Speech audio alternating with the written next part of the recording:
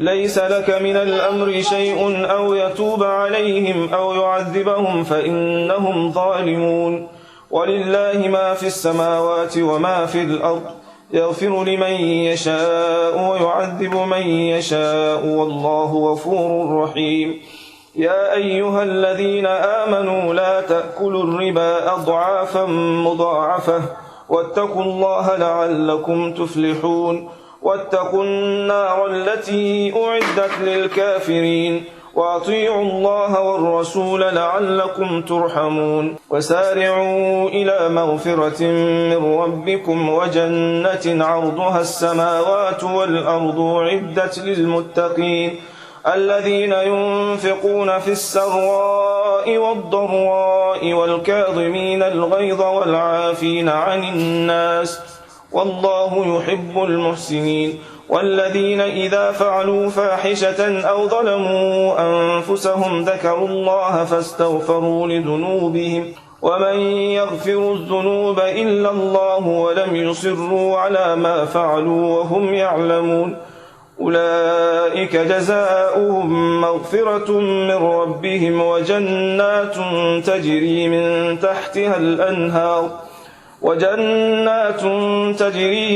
تحتها الأنهار خالدين فيها، ونعم أجر العاملين. قد خلت من قبلكم سنن فسيروا في الأرض فانظروا كيف كان عاقبة المكذبين. هذا بيان للناس وهدى وموعظة للمتقين. ولا تهنوا ولا تحزنوا وأنتم الأعلون إن كنتم مؤمنين. إن يمسسكم قرح فقد مس القوم قرح مثله، وتلك الأيام نداولها بين الناس وليعلم الله الذين آمنوا ويتخذ منكم شهداء، والله لا يحب الظالمين. وليمحص الله الذين آمنوا ويمحق الكافرين.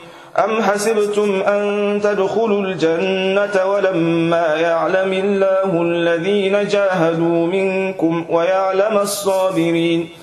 ولقد كنتم تمنون الموت من قبل أن تلقوه فقد رأيتموه وأنتم تنظرون.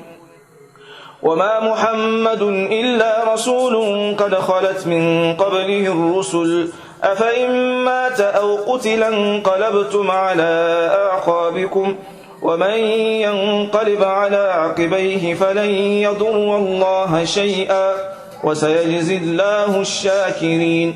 وما كان لنفس أن تموت إلا بإذن الله كتابا مؤجلا، ومن يرد ثواب الدنيا نؤته منها، ومن يرد ثواب الآخرة نؤته منها، وسنجزي الشاكرين.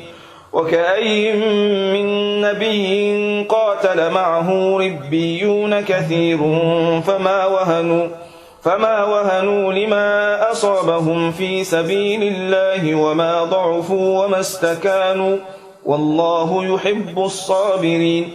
وما كان قولهم إلا أن قالوا ربنا اغفر لنا ذنوبنا وإسرافنا في أمرنا وثبت أقدامنا وانصرنا على القوم الكافرين.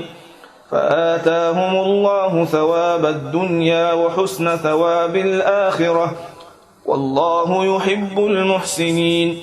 يا أيها الذين آمنوا إن تطيعوا الذين كفروا يردوكم على أعقابكم فتنقلبوا خاسرين، بل الله مولاكم وهو خير الناصرين. سنلقي في قلوب الذين كفروا الرعب بما أشركوا بالله ما لم ينزل به سلطانا، ومأواهم النار وبئس مثوى الظالمين.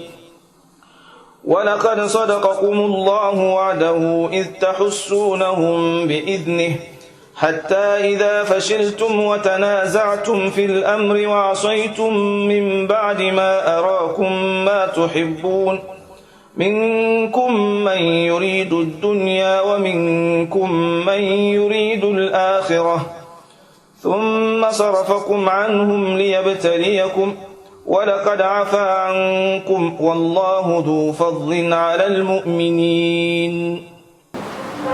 My brothers and sisters, the caution is that لا تجعل مع الله إلها آخر فتقعد مذموما مخذولا. قل إنكم لتكفرون بالذي خلق الأرض في يومين وتجعلون له أندادا ذلك رب العالمين وجعل فيها رواسي من فوقها وبارك فيها وقدر فيها أقواتها في 4 أيام سواء للسائلين. Economics, the Quran.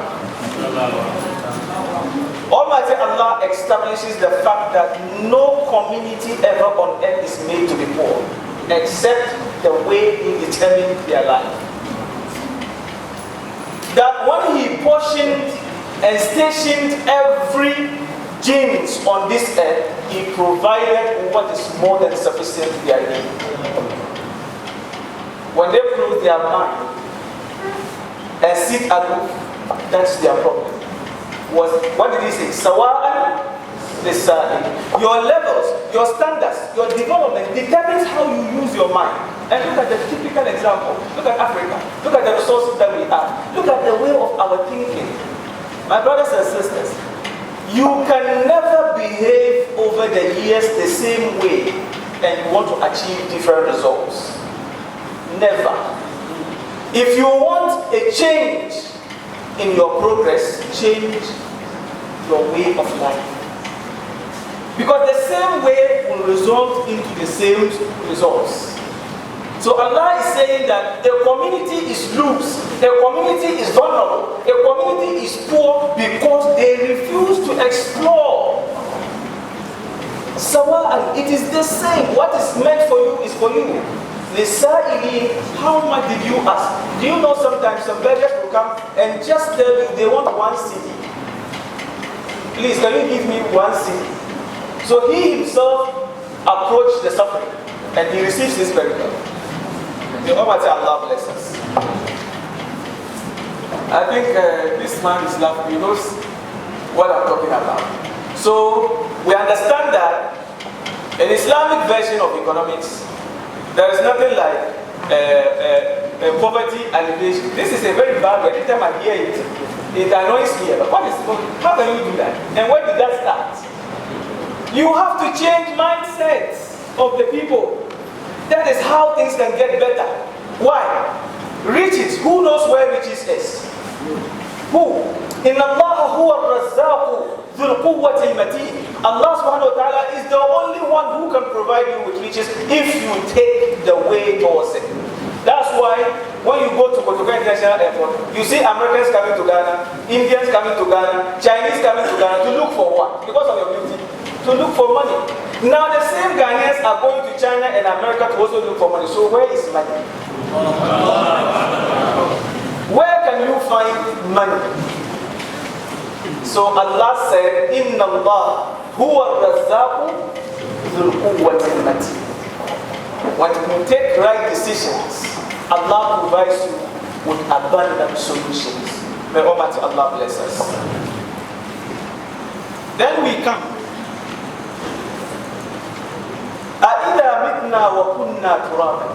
Allah is approaching several categories. Sometimes when He speaks about people's faith, He goes to kind of deliberate the surprises that imposes the non-believers. He can't really connect.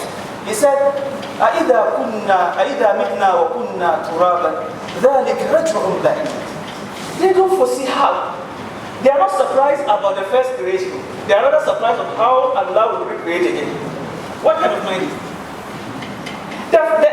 The existing life is what you should be deliberating, not the one that will come in the future. Because an example is being set for you. How can you be surprised of the future? That is so strange. Then Almighty Allah said, أَفَعَيِينَا بِالْخَلْقِ الْأَوَّلِ. What is stressful about even the beginning of creation? What is so difficult? Is it worth thinking to create mankind? Does that worth thinking? أَفَعَلِينَا بِالْخَلْقِ الْأَوَّلِ. بل هم في لبس من خلق جديد. What I think is that they are found in some kind of confusion in their minds to analyze how Allah operates. That informs the wondering that they are doing. Then Allah says, وَلَقَدْ خَلَقْنَا الْإِنسَانَ وَنَعْلَمُ مَا تُوَسْوِسُ بِهِ نَفْسُهُ. We are the ones who created human beings. We created human beings and we can tell the mischief that comes along with his behavior. Can you imagine that? وَنَعْلَمُ مَا تُوَسْوِسُ بِهِ نَفْسُهُ وَنَحْنُ أَقْرَبُ إِلَيْهِ مِنْ حَبْلِ الْوَرِيدِ. I hear most of the time, وَنَحْنُ أَقْرَبُ إِلَيْهِ مِنْ حَبْلِ الْوَرِيدِ. Sheikh Hamza. Some say Allah is close to us than our jugular vein, right? It is the vein that when you talk harshly or hardly or you laugh hardly, it appears in the sides of the neck. But you see, that is only, how do you call it? An excess exit of transmission that is seen by the head. It's not actually the jugular vein.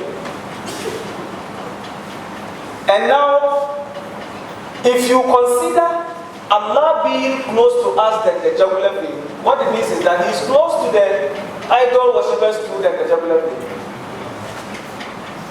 Because what He is approaching is not a Muslim. So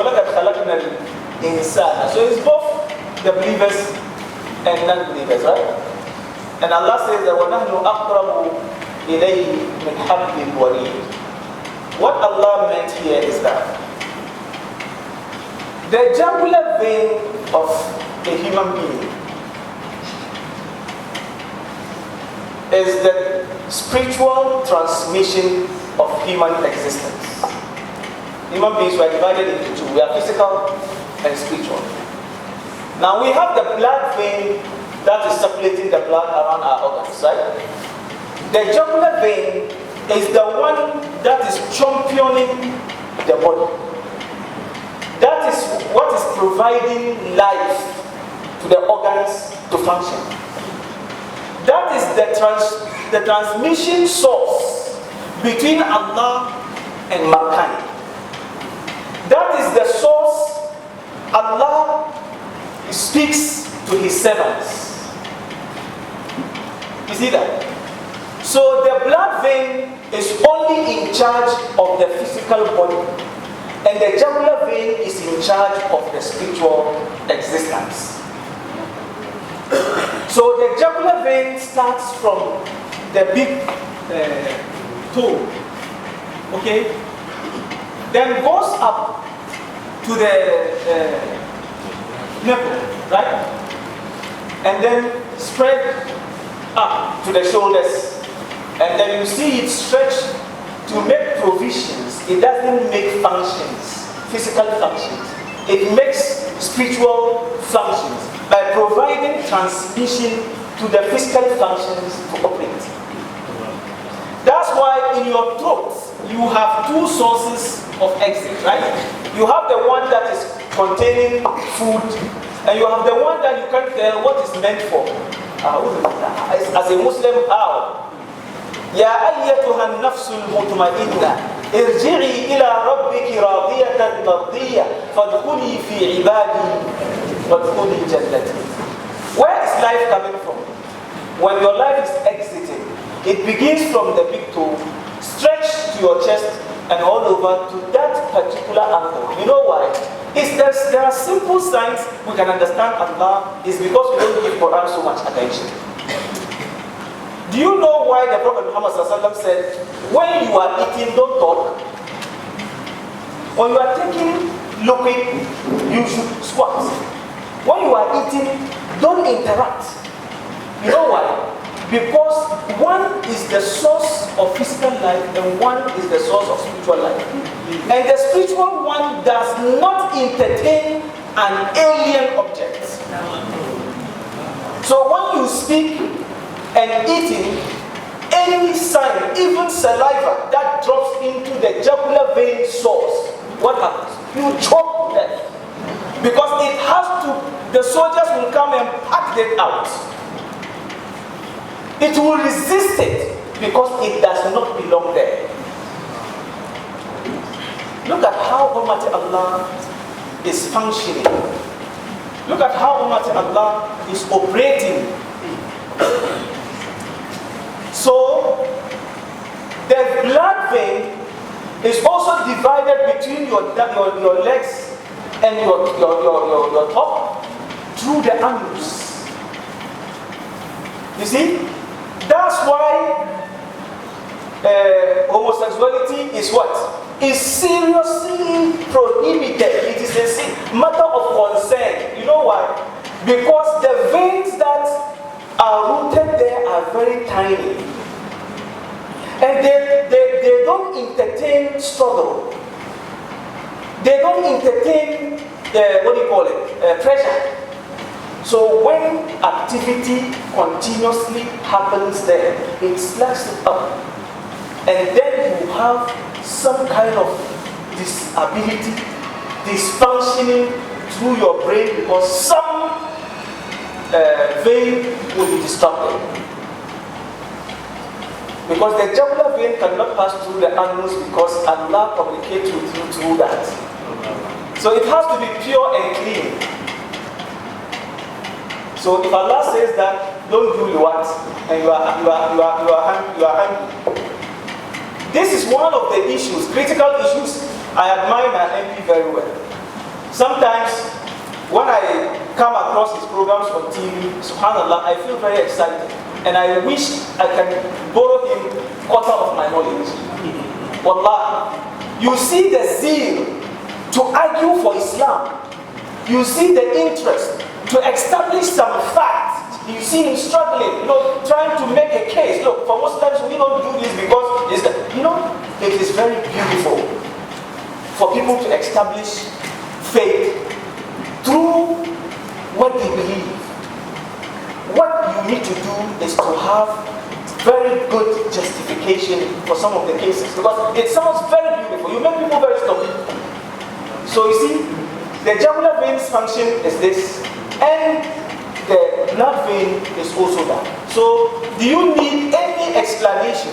Do you need any rocket science to understand or believe that doing abnormal practices is proper? Even medically, just and this is in Quran. So what Allah is saying is that huwa aqrabu ilayhim min habli warid means that your life is 100% based on the function of your jugular vein. And I am so much functional than the jugular vein. That is the meaning of aqrab. It is not physical, that I'm inside the body and I'm much more inside than the jugular vein. That is not what it is. Allah is saying that as much as the jugular vein is so relevant, it's so important to your life because you can't exist without the provision of the jugular vein to your source. I am much more. So like I can come in between you and your life if you even refuse to believe me. That is what Almighty Allah is saying. So هو أقرب إليكم ونحن أقرب إليه من حبل الوريد. My brothers and sisters, Allah has given the mantle of this righteousness to the Prophet Muhammad sallallahu alayhi wasallam to be delivered to us. And he's the one who understands God much better, and he can interpret the intentions of Allah to us to the better of our understanding. Then he said, "Qul ati'u Allah." For him, he cannot in any way compromise the message. But at least when he speaks, when he instructs, "Qul ati'u Allah," respond, respect what you hear from him. فَإِن تَوَلَّوْا فَإِنَّ اللَّهَ لَا يُحِبُّ الْكَافِرِينَ.